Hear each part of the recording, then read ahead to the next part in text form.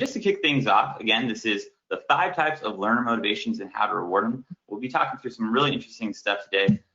Before that, though, I just wanted to introduce myself. My name is Josh Barton. I am an instructional designer and UX designer with SAP Litmos. I've been here with the team for 3-4-ish years, if you count my contracting time. I was brought on to basically design and code the Litmos Dojo environment, which is the place that we teach people how to use Litmos through Litmos. If you're a Litmos customer, I'm sure you're familiar with the Dojo.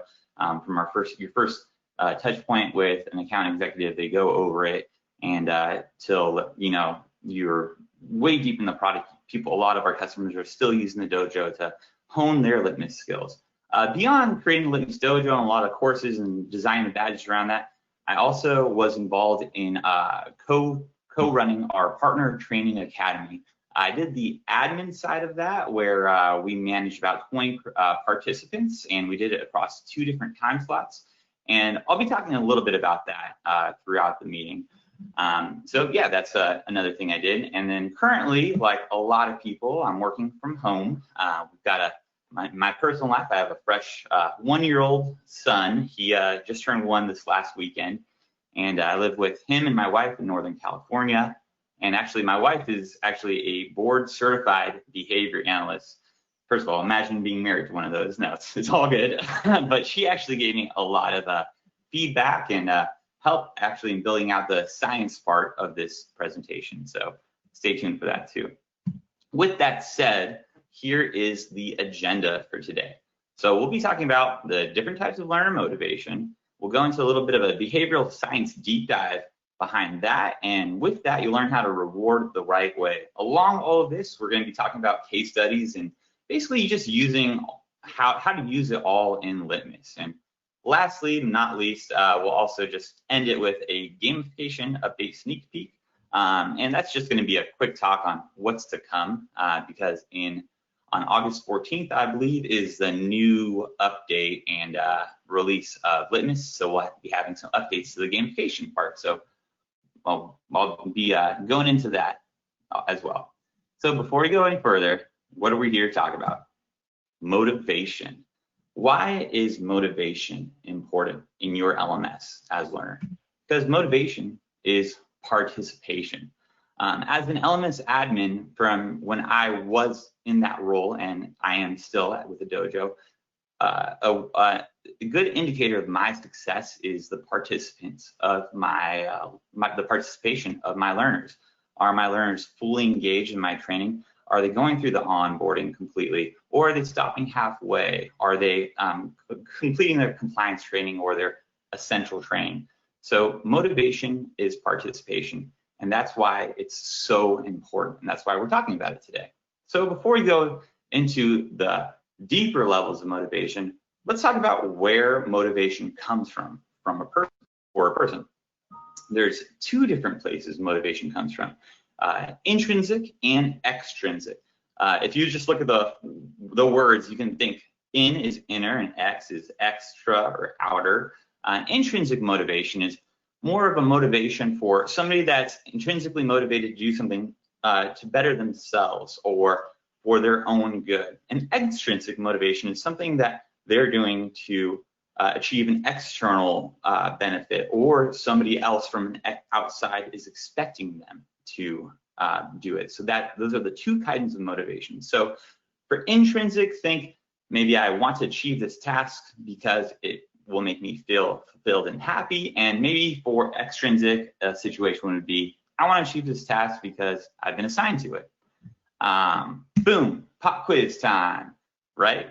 Everybody loves pop quizzes, and we're already getting into one already. So just to make sure we understand the difference between intrinsic and extrinsic, we're gonna walk through this motivations of a Nestle factory employee.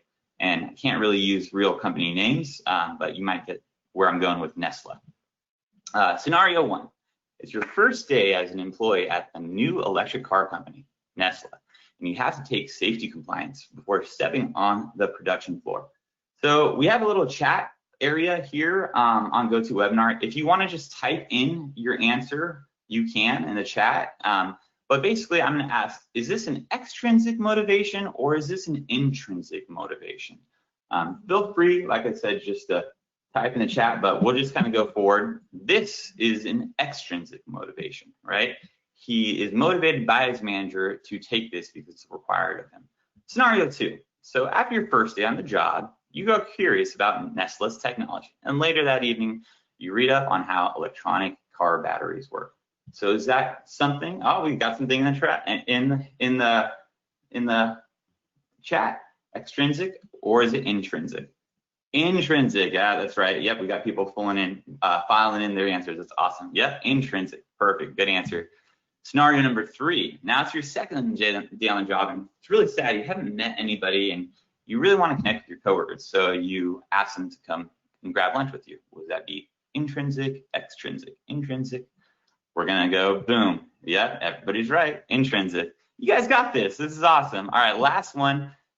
You are running late for work and your boss is really strict with the schedule. You don't want to be fired and you speed up to take the fast lane. Promise yourself to leave 10 minutes early next time. What is this, extrinsic or intrinsic? All right. First of all, does everybody remember commuting to work? Because I haven't really done that in a really long time. So I haven't sped up to do this in a while. But a lot of people are saying extrinsic, and you are right. But I also did an extrinsic plus, because motivations can also be intrinsic and extrinsic at the same time. Yes, you might want to be late and lose your job, but maybe you also don't want to be known as the person who's late, or you just want to be somebody who's always on time. So that would be an intrinsic motivation as well. Boom. So Kathy, you got it for 4, both. Nice. So that's just the beginning. Those are the top levels of motivation. But if we go down to the deeper levels of motivation, this is where it kind of gets interesting, and it applies more to learners within an LMS. Now, there's many different kinds of motivations, and these are the top 5 that I think are relevant to learners within Litmos. The first one, and the most obvious, is competence motivation, which is all about learning new skills, expanding your mind, and just knowledge for knowledge's sake. A lot of people who want to understand your company's rules or policies or the way things work in your organization, they are motivated through competence motivation. The second one is incentive motivation. Now, you see this kind of motivation a lot for like in quarterly sales bonuses, or people who are motivated for extra incentives for their work. So if you complete this training, you will get maybe a $5 gift certificate to your favorite coffee shop. Giveaways, raffles, that sort of thing. Those are things that bring out the incentive type of motivation. Affiliation motivation, you see the pounding hands emojis, that's like fist pump. Affiliation motivation is basically people are motivated by seeing other people do well, and they basically just want to keep up with the group. It's kind of the keeping up with the Joneses sort of theory.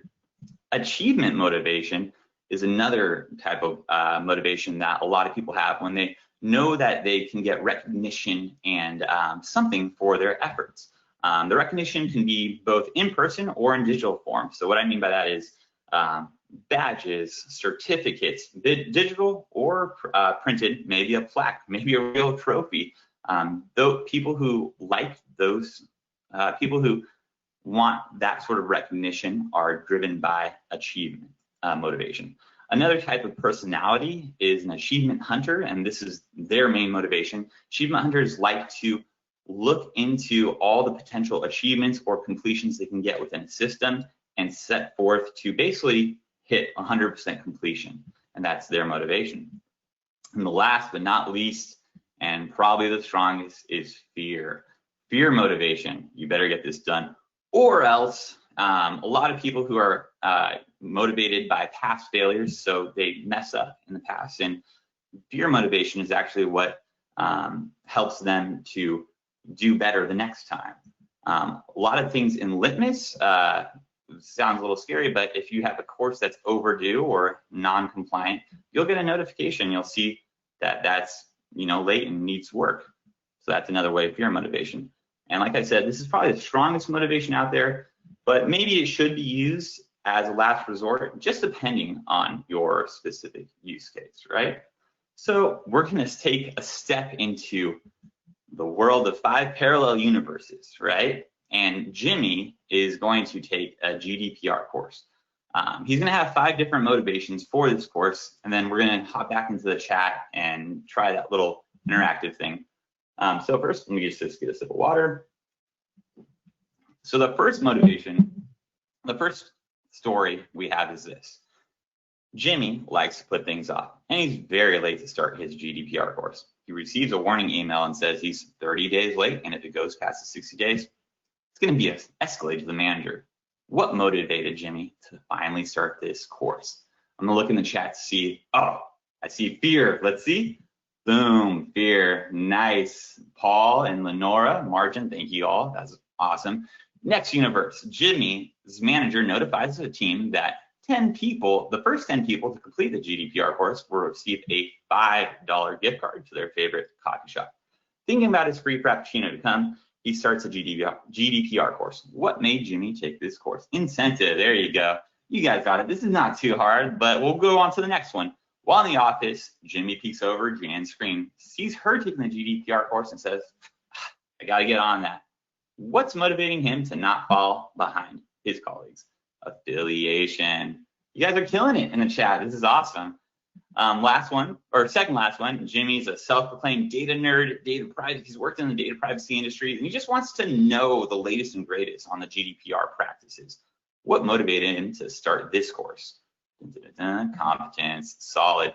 And then obviously by process of elimination, we know this one, but say he wants to complete every course that he's been assigned, and he's heard that you can get points and badges. So he wants to make sure that he's got all this before his next review. Boom. Achievement. Yep, you guys got it. You're also smart in the chat. I don't even need to teach this. You guys got this. So when we want to take it back to Litmos and take it back to your team, and you want to just ask yourself, how do I motivate my learners? Now think about all these different kinds of motivations and ask yourself, maybe I can use them all. With competence motivation, you want to make sure that your content is not only entertaining, engaging, but has very valuable information that teaches your learners. Achievement motivation, all things in Litmos can be assigned points, badges, and certificates. So figure out a way where you can work in those achievements. Fear motivation, that can go all the way from, we have like an escalations feature that things can get escalated to your manager if you're not taking, your training. Obviously overdue and compliance courses, that's the way you can do it in Litmos. Incentive, this is not, something that your L&D department would have to figure out, maybe small gift cards, or maybe just reaching out and just, really congratulating some of the people who are doing well in their training and making it known and giving them something for it. And affiliation motivation, we've heard the term culture of learning a lot. I don't know, I've worked here for 3 years. And I feel like I hear that like every 2 months or every 2 weeks. But you want to build a culture of learning where people are into learning and growing together, and you want to make sure that everybody, nobody falls behind, and people feel like they need to keep up with each other. So there's a lot of things in Litmos too, like leaderboards and that sort of thing. But that's more so like building a culture within your organization or within your own training scenario. Now, let's talk about a real life Litmos scenario where I've kind of seen these motivations come up. Back in my intro, I mentioned that I helped train the Partner Training Academy. My manager, Mike, we had my manager, Mike, who led a lot of the sessions, along with a lot of specialists from our organization, like the heads of like the PS team, the head of the technology team, the support team, and they came together to teach this Partner Training Academy. So what were the motivations initially of our participants? They were training to basically be able to support and implement Litmos within their own organization and other organizations. So I'd say competence is their main driving factor, right? So that was to get them in. But now that we had them in, we had to really kind of kick it up a notch, because yeah, you're going to learn about the platform from nothing, and by the end of it, you'll understand how to operate it. But what's going to keep you engaged? So in our academy, we decided to turn on gamification points and achievements. And we've actually took the time to look at every single coursework and assign point value to it. And for all the main learning paths, we gave badges and certificates. So by the end of it, you'd have a nice collection of badges, certificates, and points, and it would also reflect on the leaderboard. Now, this is a picture of the leaderboard we have. It went for a few pages, but you can kind of see how it worked out in the end. We kind of hid the names, the pictures are still there. And that's where we, this is where we actually started every single session with. So when we kicked off we had a bunch of coursework that was online, and then we also had 2 ILT sessions every week that we all met up. And when we met up, we would first open up with, let's take a look at the leaderboard and the badges and see where everybody is. And we would actually kind of almost rank them and compare them. So this was bringing in the affiliation motivation as well. Now, if you actually click past this 8th person, it went back a few pages. So if you're towards the end of that leaderboard, you know, there's going to be a little bit of fear too. And then there were incentives along the way when we were training them for the people who were doing well. And they also got to work a little bit closer with us and just became closer to the organization. So that was a big incentive. So there's a little bit of all these different kinds of motivation in just a basic partner training scenario. We'll talk a little bit more about this in the next section after reward, and I'll kind of go into how we really actually really use this leaderboard and made some extra little hidden achievements and badges and points in there. But we'll go over that shortly. Now, let's talk about reward. Who's this man on the screen? This is B.F. Skinner, as the slide says. He was one of the 20th century's most prominent psychologists and behaviorists. And this is because he discovered that a variable ratio reward schedule is the best kind of schedule, a best way to motivate an individual. Also, he's credited for looking very much like Orville Redenbacher, the guy from the popcorn boxes. It's a striking similar resemblance. It might be the glasses. I think if he decided to wear a bow tie on the left, they would be the same man. I don't know. But what did I say? Variable reward ratio schedule. What is this? Let's talk about that. A variable ratio reward schedule is a schedule of rewards that comes at unpredictable and random times. So surprises, essentially, when you're not expecting them for doing actions. Now, this is compared to a fixed ratio reward where maybe you know and you expect a reward for a certain action and you have it come at you in a consistent manner. So let's take a look at this visually to explain what this looks like, and then we'll kind of explain the science behind it. So here's the key. You've got an action and a reward. So I'm just going to click through this animation. If I click for every action, I get a reward, or every other action. It seems that it's random. So this is essentially a look at a variable reward ratio schedule. So you're kind of surprised in not knowing where you're going to get that reward. And as comparison to a fixed reward ratio schedule, you see, okay, first action I get a reward, and it looks like every 3 actions I get another reward. And if I keep on going, yep, I think I know what's going to happen. If I click it one more time, I'll probably get a reward. Now, what does this mean in layman's term? It basically means keeping your learners on their feet, surprising them with rewards for actions that maybe they're not expecting. A lot of times, like, a learner will be going through a learning path and they might just expect a certificate at the end of the learning path. But what if you surprise them with a few things along the way, and sprinkle in some little rewards here and there? So how did B.F. Skinner prove this? This is Chester the mouse. He had a bunch of mice, and instead of cheese, there were actually pellets that they were pressing for. But he had a bunch of mice, and they had a dispenser of pellets, and the mouse would click the pellet, and one cage was rigged to have a consistent dispense of the pellet. So every 3 clicks, the mouse would get a pellet. The other cage was set to be completely random. So the mouse would keep on clicking, keep on clicking, and eventually they would get one, and then they might get 2 in a row or 3 in a row. And he studied and analyzed the amount of actions per mouse for the scenario that they were in. And the ones that were in the variable ratio reward that was random click the button way more than the ones that were in the consistent. Because the consistent ones knew that they were what was coming. If you think about it, the psychology of it, the mice's minds were at ease because they said, all right, well, I know if I click this button 2 more times, the pellet's going to come out.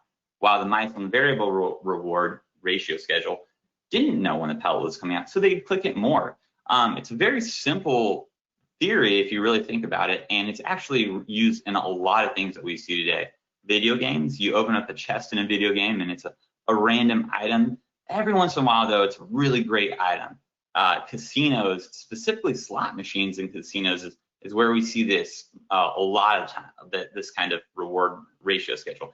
Everybody who knows that slot machine will pay out eventually. Just depends on if you're there in that right time when you pull it the right way and you just hit that jackpot. That's what people are hoping for, and that's something that is actually, it's a very addictive thing that will get people drawn in. So addiction is not necessarily the best thing, but hey, if they're addicted to learning and addicted to your LMS, that's a good thing, right?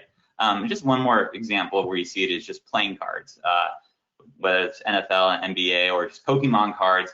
All these packs come with the assumption that maybe one of the cards will be extremely valuable or that possibility is in there, but you never know.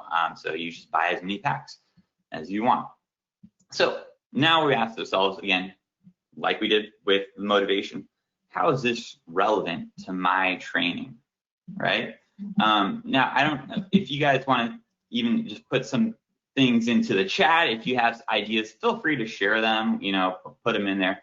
But you just need to ask yourself, where can you sprinkle in any sort of extra surprise, relevant rewards that apply to your training and surprise your learners? There's so many different ways that you can do it with the tools in Litmos, with the gamification features and functionalities. And also too, like I said, with the culture of learning, you can also surprise people within your organization with, I don't know, incentives or something like that for completing certain learning paths when they're not expecting it. So let's hop into a real life Litmos scenario and talk about when this worked for us in Litmos. Let's go to the next slide. All right, what is that? That's a camera. So remember we talked about the Partner Training Academy.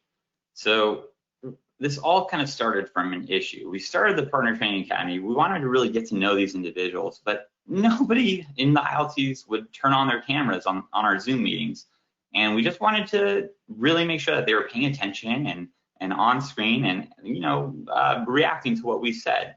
It's much easier talking to a face than a blank PowerPoint deck. It's good to see that face, that reaction. Anyways, we asked everybody to turn on their cameras, and out of the 19 or so people, only about 3 people turned on their cameras.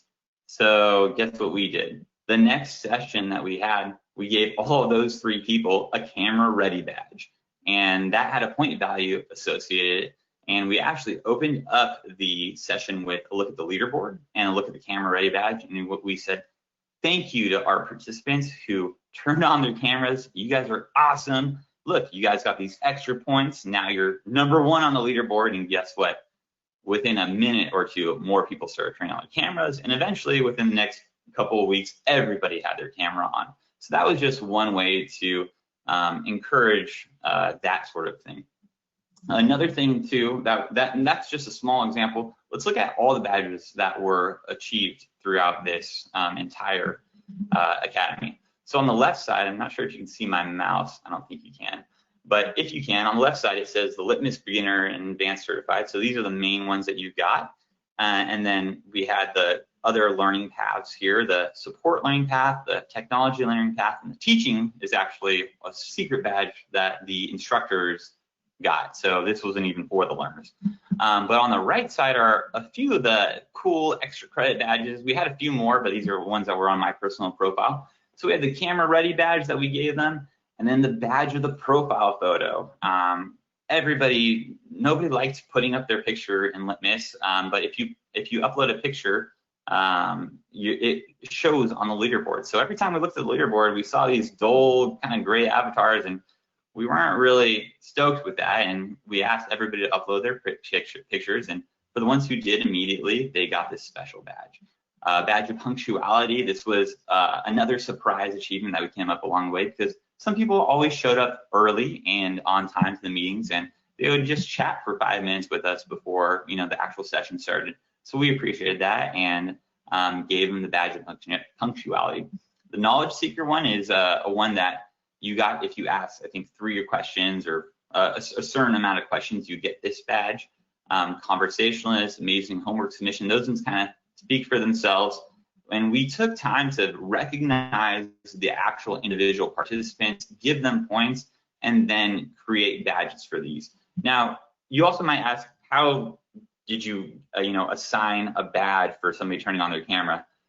We just created a course that was a camera-ready course, assigned this badge and points to that course, assigned that to the learner, and completed it for them. So it automatically happened on their end, and they just saw this populate on their screen.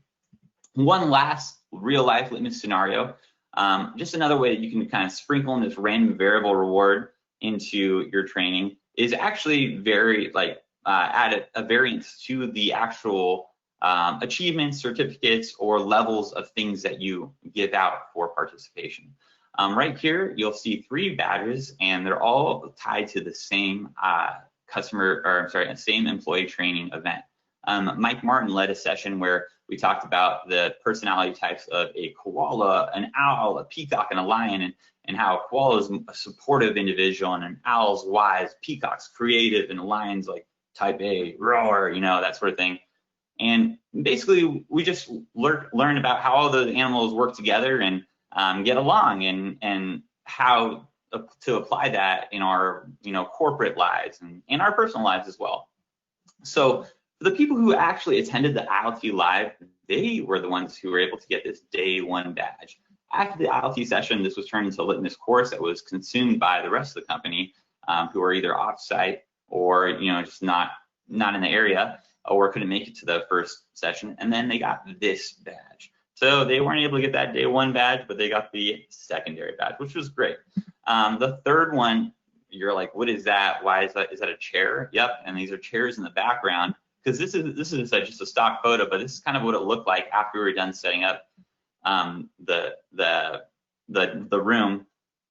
We basically had to set up the room, lay out all the chairs, and it was just me and 2 other people, and we needed a lot of help. So I ran upstairs, grabbed 4 sales guys from the Litmos team, and said, hey, can you guys help me out, lay these chairs out? And so they did. And so not only did they get the day 1 badge, but they also got the rare chair achievement, which was kind of a joke, because we were joking about it. Like, I'm going to get you, while we were doing this, I was like, I'm going to make you a badge for just helping me with these chairs. And they were like laughing, but I actually did, and they liked it. And it was just like a funny little side thing that took me an extra 5 minutes to make and assign out to them. But they got a badge just for helping set up. So that's just something that nobody would expect, and they got. So yeah, that's just a great example of some real life situations of how this can, we've applied this in Litmos. I really want you to ask yourself, how can I apply this random variable reward into my training, and how can we just make it so there's something extra and special about our training? That's it for the main chunk of this. Now, I hope that we come away knowing all the different types of motivations and how to reward them well.